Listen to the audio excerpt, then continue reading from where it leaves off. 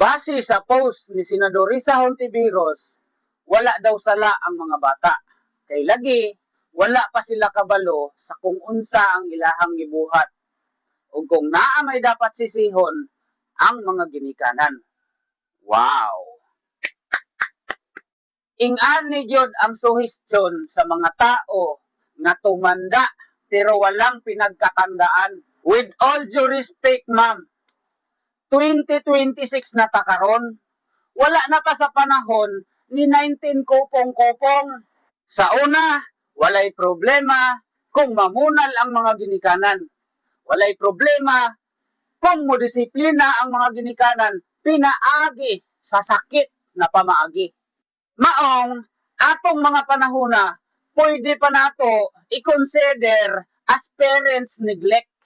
Pero, tungod sa inyo nagagama og balaod, na bawal na ang pisikal na pagdisiplina sa mga bata. Maong nigara na ang mga kabataan karon.